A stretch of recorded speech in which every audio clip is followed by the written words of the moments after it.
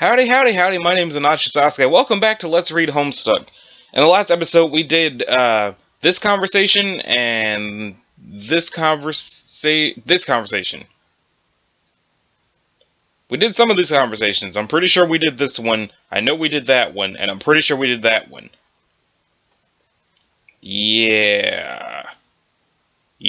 So I know that there's just these two left. I was just thrown off a little bit.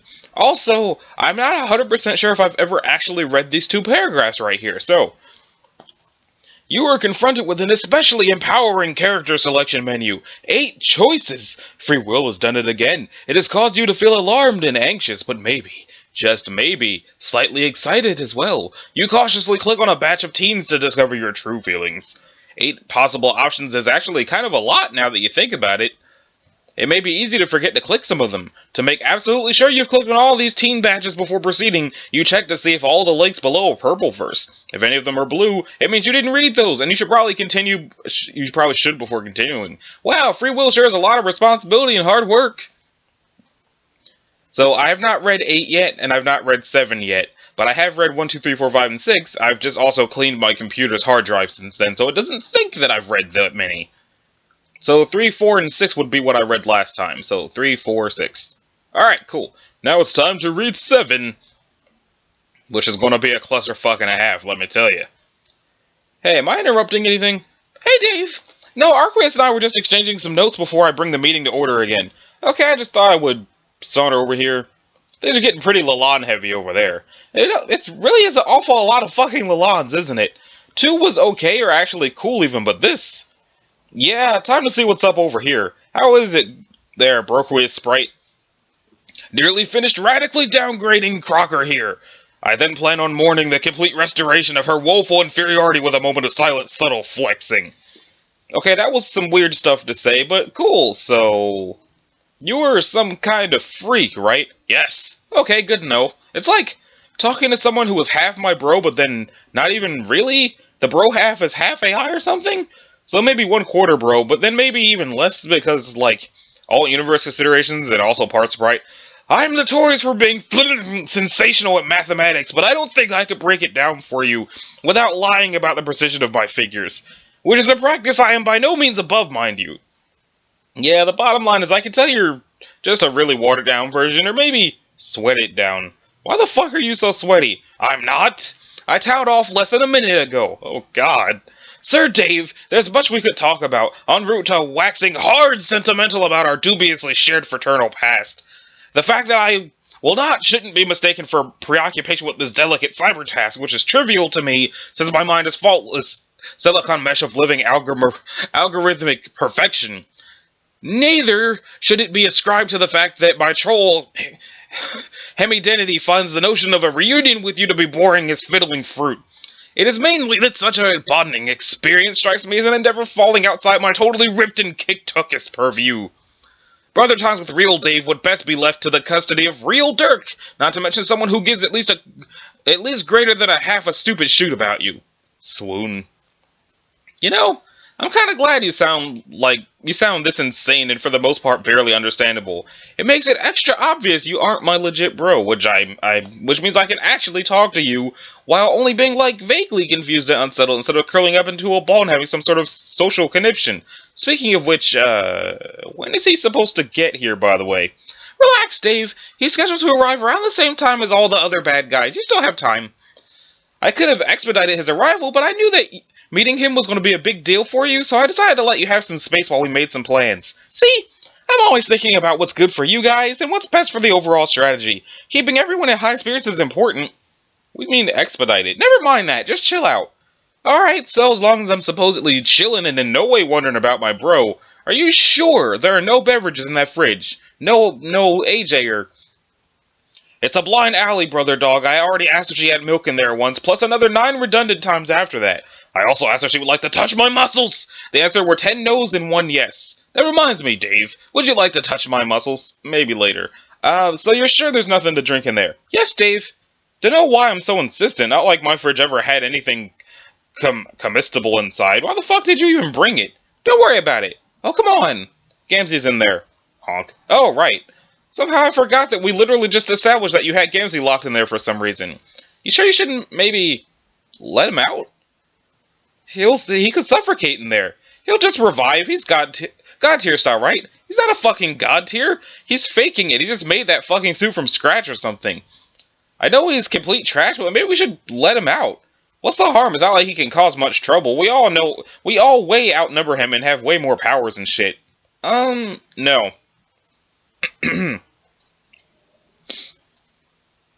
Wow, no. We will not ever be hearing from him again, no. Never, never, never again. Never. Wow. So you're just gonna let him suffocate in there. Dave, give me a little more credit than that. Gamzee is supposedly relevant to some stuff that's going to happen in the new universe. He's still got some plot armor or some shit. So when Earth is resituated, I'm gonna just drop the fridge in the fucking ocean or something, and let him find his way out. His own way out. Okay, that's fair. I mean, firm, but fair. Well, maybe not that fair, but I guess I don't care. So is John's hot mom awake yet? No. I mean, not hot mom, just mom. Damn, did anyone hear that? Yes? Shit. Let's reboot all trains of thought starting now. How much longer till his hot mom's awake? Mom, I mean, his... Not mine. His... Mom, not my hot... fucking hell. Not my mom. His... John's hot mom. Jesus! The Strider Express is off the rails again, so I'm gonna duck out of this conversation. See everybody? No, Vriska, don't go! At least do me the solid of letting me land squarely on some phrases that allow some plausible deniability over whether I think John's mom is super fucking hot. Shit, wait. Pretend I didn't say that while still rendering its meaning in your mind somehow. Vriska's gone, I'm not even talking to anyone. Dave, forgive me if I'm missing some nuance here, but it sounds to me as if you believe John's mother is physically attractive. Okay, now you're just twisting my words around. What would John think? Okay, that's an interesting thought, but hear me out. What if we ran an experiment and spent the rest of our lives finding out what happened if we never told him? I will consider your request for secrecy. Maybe. Frankly, I'm not sure she's anything to write home about. What? Oh, what the fuck? Are you on the idiot drugs today? How could you possibly be serious about that? How is this unconscious teen grandmother not a completely smoking babe? I guess she's not my container of scalding leaf fluid.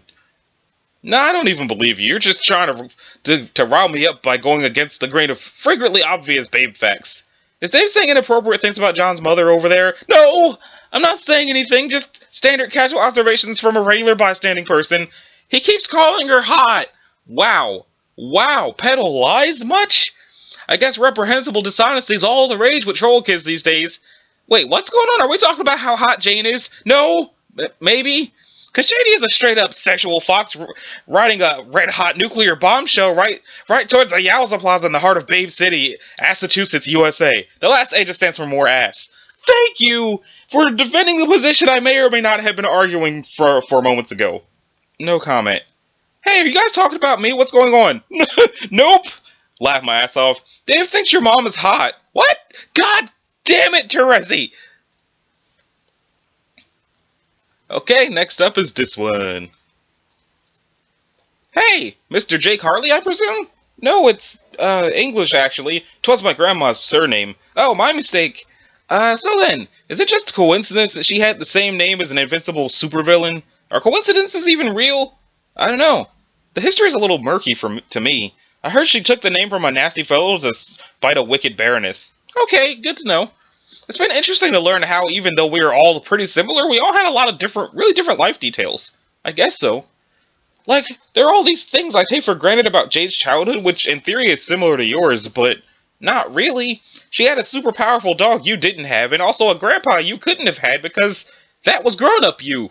I'd be really curious to hear about all the differences in your life sometime, if you don't mind. Sure. Hell, I'd be really curious to hear about the differences in my alt life, so to speak, but Jane is asleep. I guess she grew up in a similar situation I did, but with a bunch of differences? Guess I'll have to wait. Well, she was a good friend. I know lots of stuff about her life. What do you want to know? Oh, let's see. So I was her grandpa instead of her being my nana. I'm not sure if that statement made sense, but you know what I mean. Yeah, she had a pop-pop. He was a really funny, beloved old-time comedian, so I guess that's the guy you grew up to be. Cool! I never knew my nana growing up except as an urn of ashes above the fireplace. I only met her as a sprite. Was I dead, or was he? Yeah, but he wasn't ashes. They had a different way of preserving him, which I think was arguably more dignified. How? Have you ever seen Weekend at Bernie's? No, I've heard of it though. Oh man, you have to see it. It's about a couple of knuckleheads who parade around with a funny corpse trying to pass him off as a living friend, and Good Time Charlie over a series of escapades. Sounds incredible. I still have it if you want to see it sometime. Definitely! So you like movies? Do I? I love movies too. There are a whole bunch I want to show you, assuming you haven't seen them already. I love talking about them with people. I think my friends usually just humor me about the movies I liked, but I have a feeling you really dig them. Oh, I guarantee you I would. Awesome, I can't wait to show you some. So, that means Jane had an old man corpse version of me around somewhere? Like, in her house? Yes. Okay, that sounds pretty preposterous to me, but I guess she must have grown up thinking it was normal. Not really. She was always pretty put off by it, to be honest. Poor Jane. I'll have to apologize to her for freaking her out from beyond the grave. So what was her life like otherwise? Pretty typical, I'd say. She always characterized it as boring, but I never agreed, really. She got to live on the mainland with access to all kinds of things I didn't have. Plus, she lived with a cool and manly father who cared about her a lot and seemed like a stand-up gent. Oh, she lived with her dad, too? Do you know anything about him? Not much other than what I just said and a few other things she told me. I think he was a stern and fatherly and dressed well if memory serves. He was a private detective at one point. A private detective? Wow! It sounds like he must have been a completely different kind of dad from the one I had. All these differences are so interesting. Some are subtle, but some are drastic, and like this one apparently is. It would be nice to meet him. I mean, not that it would be much of a substitute for getting to see my dad again, since they're totally different people, but you know what I mean. Do you know what happened to him?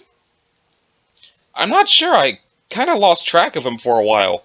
I think he might be in jail? Jail? Yeah, on Durst. I think. I could be wrong, though. I'll make a mental note to check on him sometime soon. I bet Jane will want to, too, when she wakes up. I'll ask her about it. Good idea. I forgot they were talking about Jane and not Jade. I thought they were talking about Jade, and I was really confused. You know, Jake, at first you seemed pretty shy, but you don't really seem that way at all now. You just strike me as a nice regular dude who likes movies and stuff. I'm glad we're getting a chance to talk. Yeah, me too. I've been feeling way out of sorts since I got sprung from the big house and dragged along to this here frog stage to suddenly bump gums with way too many people. But you're really good company, John, and you know how to make a guy feel at ease. Yeah, it is a lot of people. I'm having trouble keeping track of everyone myself.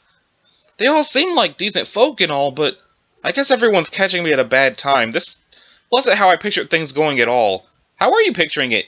Naively, I suppose. It's not that I was expecting differently of anyone else, more that I had spurious visions of my own conduct. Remember the letter I sent you? Yes. All that excitement and swagger you heard from me in those words, that's the man I thought I'd be when you met me. A man of action and gumption. Hell, when I wrote that, I thought by now many people would even have come to see me as a leader. What a laugh. I turned out to be such a disappointment to myself and everyone else. That bravado in that letter was fake, I've realized lately. I've realized a lot of things. That I could never be a leader or a people person or probably ever have a quality relationship with someone.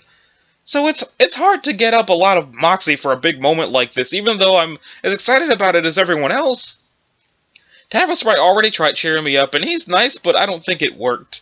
Like, by saying maybe all that stuff isn't true, and maybe I'm actually really great in all the ways I don't think I am. It's a nice thought, but it weirdly just doesn't make me feel any better. John, you seem like the kind of guy who likes trying to cheer up a pal, so I guess just so you know, someone already tried telling me I was wrong, and it didn't work. I don't think you're wrong, though. Well, I don't know. We just met. What could I know about you other than what you tell me? I believe you about all that. Really, it just sounds like you're going through a lot of changes. Changes are good, especially if you understand that that's what's happening to you. I think that's how we grow and stuff. I think I've changed in a lot of ways, some ways that weren't easy. Yeah? Sure.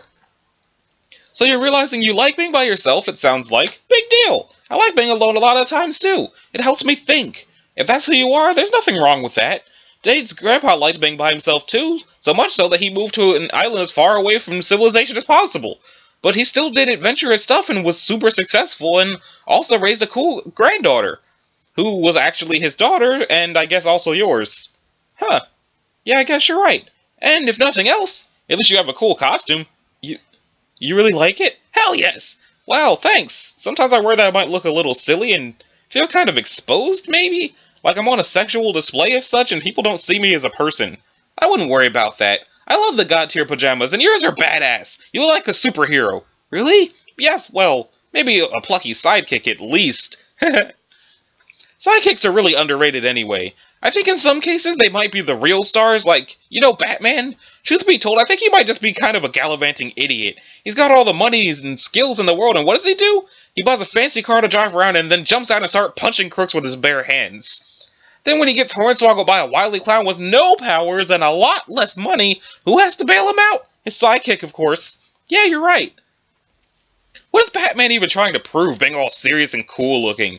His sidekick looks like he has a lot more fun and smacks of confidence and self-assurance, trotting around in his underpants. Batman probably doesn't even care about stopping crime. It's more about walloping thugs and getting to feel cool. If he really cared about stopping bad guys, he'd use his fancy money to buy guns and at least show the criminals he's packing to make them scared, if not surrender outright. I bet his sidekick probably just has to wait for Batman to bungle things up with his stupid karate, and when he gets in trouble, the sidekick just guns down all the crooks from a safe distance like a sensible person. Well, I do love guns. Also fisticuffs. See? There you go. You're better than Batman already. Whisper, whisper, whisper, whisper, whisper. Hold on. Shh, listen. Whisper, whisper, whisper. Cantown. Whisper, whisper. But where? Whisper, whisper. Earth? To scale? I don't see how. Whisper. If you're really going to whisper, build whisper. Haha, he's talking to the mayor again. So it seems. They really appear to have quite the rapport. I just love how he talks to the mayor. It's like he made up this whole language of minimal talking and hand gestures. It's so cute. Egbert, what the fuck? Were you eavesdropping? No? This is a fucking private conversation. Stop being rude garbage. I wasn't eavesdropping. You just happened to be, like, right there. And you're a really loud whisperer. Oh, okay then. Here, have it excessively quiet. Shut the fuck up. Sorry, go back to your cute mayor conference. We'll mind our own business. Oh man, what's going on now? Meow. Why does your Lussus need to be here? My allergies. Jasper's? What are you? Wait a minute. Rose, is that you? Meow. Oh god, I turn my back for 2 seconds and something stupid happens. So that's the thing. Now that we're finally out of there, let's see what's on the next page. Okay, everybody, time's up. Wrap up your conversation. Our tactical meeting is officially back in order. Alright, is everyone shut up yet? I think so. Great! Let's not waste another second, then I'm diving right into this. Everyone pay close attention and try to keep up. I'll start by describing the exact nature of the threats we're dealing with and go from there. According to some intelligence gathered during our trip along with some reconnaissance work on arrival, this session has 4, possibly 5 major adversaries. The Condesce, of course, and 3 Jack Noirs of varying levels of danger. Plus there's a female prospectant of equivalent power to the strongest Jack. She's sort of an X-Factor. It's hard to accurately gauge her threat level, but I'm not about to take any chances. All of these threats are just outside the Insifosphere, en route to the session as we speak. Once they arrive, all hell will break loose. That's when our endgame is officially go. You only have a couple of hours to prepare, so you need to listen to every word I say. Victory will depend on following my plan to the letter. So, where's the Condesce right now? She's on Durst preparing for the same critical convergence herself. After our little prison raid, she caught her completely off guard, costing her some hostages and key points of leverage. We've essentially reached a temporary ceasefire by default while both sides regroup. This is not how she expected things to go. We had the advantage of surprise that time, but we won't be so lucky next time. She's waiting for the Jacks to get here just like we are. Once they do, she'll instantly have the upper hand and she knows this. Her particular combination of abilities along with her supervillain-like cunning make her an extremely dangerous part of this equation. That's why we need a good strategy in place before the shit hits the breeze blender. So, in addition for waiting for too many Jacks to get here, we're also waiting for my bro, right? Who gets here at the same time, or...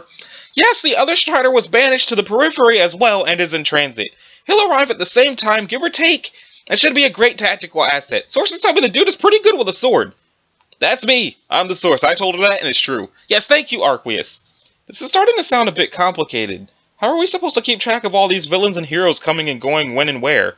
You're right, Kanaya. At this point in the meeting, I think we could use some diagrams to help with the battle plan. Carcat, if you don't mind. I still have no idea why you put me on drawing duty. I'm easily the worst artist here. And in a setting that includes Dave, let's get real. That's no small feat. I specifically assigned you the diagramming duty so that it would keep you occupied. That way you'd stand a chance of keeping your mouth shut while I talk strategy. That worked out great so far, hasn't it? We've lost how many strategy seconds to be complaining about drawing already? Sure, but I know that drawing requires a lot of concentration from you. Once you're in the zone, I expect you'll simmer down. Wow! Fuck you! You're probably right, but fuck you nonetheless. Where the shit is my art pencil? I have some drawing to do. It's not that bad. It's better than Caliborn's. The hell is that? It's her Imperial Condensation. I thought it was a bunny. Let's run down the threat list with a full debriefing on each threat. We'll start with the big fish herself, the former Empress of our world, her Imperious Condescension. The only reason we've been able to temporarily neutralize her stranglehold in this session is by taking two major pieces away from her, Harley and Crocker. Rest assured, she's already scheming to reassert her dominance, and if it weren't for my intervention here, I'd bet everything I had on the Sea Witch. She spent centuries upgrading her abilities, which now include both kinds of telekinesis. The simpler variety more common to Rustbloods, and the nasty kind which sometimes yellow-blooded mutants have involving all the fucking eye lasers and shit. If that weren't enough, she has a mix of telepathic abilities too like mine, plus the animal communion kind more like typical of brownbloods. Like me! Yes, Tavros, like you. This means she can hijack animals and trolls, assuming they aren't particularly resistant to influence like me, obviously. Humans, I'm guessing, are still off limits to her influence unless they've got some animal blood in them, which is what makes Jade such a dangerous element here. One of the mission-critical priorities is to make sure she stays asleep. If she ever wakes up and the Condesce takes control again, that's probably game over for you guys. Jade's first Guardian abilities make her too much to deal with on top of everything else. It's also possible that the Condesce may have some sway over the Prosmitten and one of the Jacks, because of their part dog nature too. It's hard to say what their level of resistance is, so I really can't be sure. Strategically, it's best to err on the safe side, though, and presume this could be an issue. This is why taking on the Condesce has to be a huge priority. Ideally, you should be trying to kill or disable her as quickly as possible.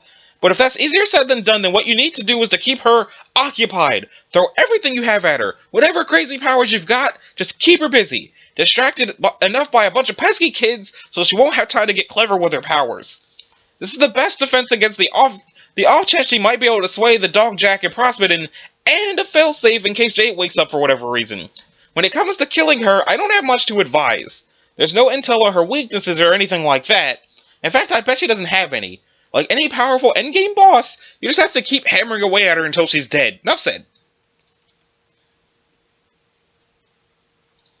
This brings us to the Jacks. To differentiate, I'll give them nicknames. There's Dog Jack, Lord Jack, and Robo Jack. Let's talk about them in order of threat level. Kraken, I'm going to need another shitty drawing, this time of Dog Jack and his Prosmitten counterpart, please.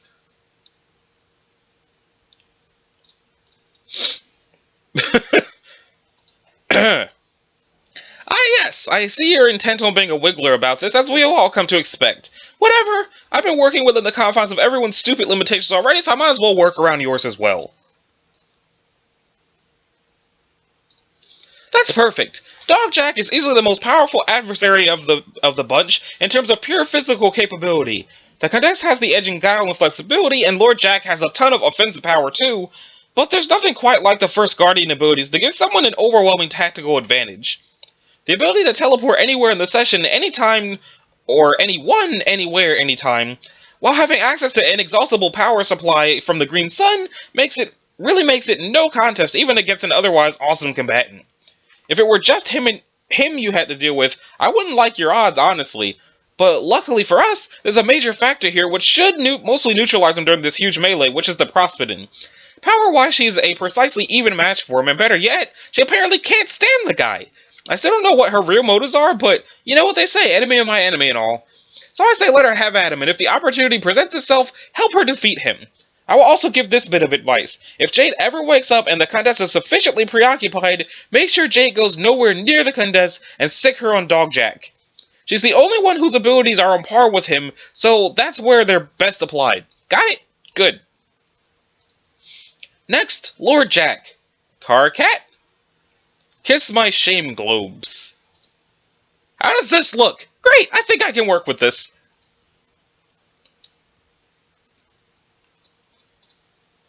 yes, another true work of art has been made here today. Anyway, this ugly customer you see here, this is the Jack native to the session we're in now. Somehow he got possessed by, or like, infused with, Lord English's crazy, ridiculously destructive magical energy. I have no idea why or how this happened, how it's theoretically even possible, or why we should actually care.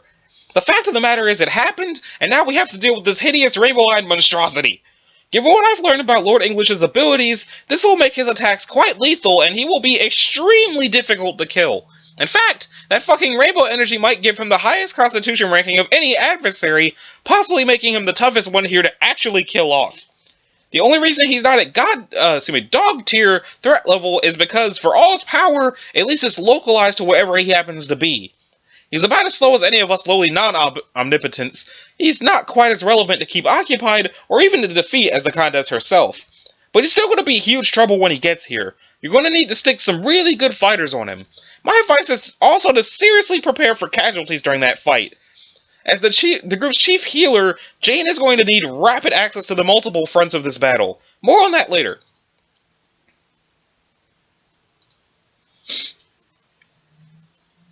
That brings us to Robo-Jack. He's the Jack originating from our session. Remember him, Carcat? We hatched a plan long ago with him to take down the Black Queen. Seems like so long ago, doesn't it? Now apparently he's got some cybernetic upgrades. Who the fuck knows how that happened? Or for that matter, why or how he's on his way here now. My mind boggles trying to even picture the amount of stupid shit he's been through between now and when we knew him. Put this on the ever-lengthening list of garbage that doesn't matter and nobody cares about. The fact is, we have no idea what his affiliations are at this point, but, like I'm always saying, best to just plan for the worst and assume this is just another scrub we've got to kill. He's the lowest on the threat level, though his various enhancements and accessories may pose more of a challenge than we bargained for. He's also traveling with a Juju known for its high storage capacity, so he's possibly packing company. Maybe a lot of company. I won't get into that now, though.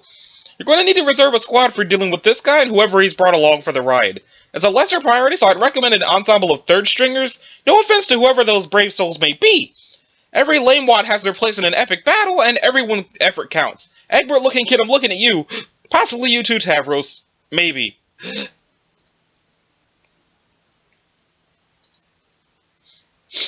That covers the overall tactical situation. Great job, Carcat. Really, just an all-around great job. I mean that. Thank you. Now, listen.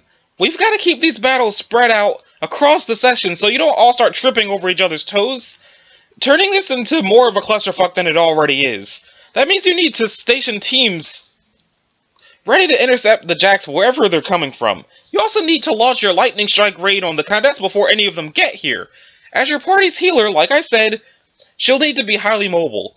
So what you'll need to do is lay a network of key portals and transporters so she can make the rounds and be in tight communication with her. One of you less relevant, more mobile folks should get on that now.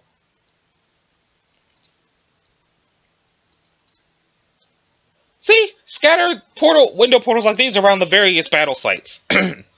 Yo, did you loot my house or something? Please don't interrupt. Transportalizers will work too, if you can get them all hooked up right. This is definitely busy work, but it's also really important, so we need someone competent in charge of this. I think I can handle that. Yeah? Yes, I'm quite mobile in this new form. Also, I think my abilities will help with forecasting the optimal network to lay out, along with helping Jane coordinate her routes during battle. Plus, I have to admit, I kind of relish the idea of being a less relevant party member, particularly since I think it is inherently true now. Okay, Rose Sprite? That's great! You can volunteer for that job if you want, but let's not get ahead of ourselves. We'll be divvying up the roles momentarily, but cool. We have you down for that. Again, it's critical. The whole party will need to defend Crocker's life at all costs. She can't get sucked into any combat. If she dies, you could all be fucked. Be sure to fill her in on the logistics whenever Arqueus is finished deprogramming her. Everyone got it? Awesome. Since that pretty thoroughly covers the full tactical situation, we can move on to the real strategizing. Now we can assign combat roles. And methinks that we'll assign combat roles in the next episode. So, this has been, I think, episode 138 of Let's Read Homestuck. If you liked it, a like and a subscribe will be groovy. If you didn't, you'll need to do either one of those things, and I'll see y'all in the next one. Later.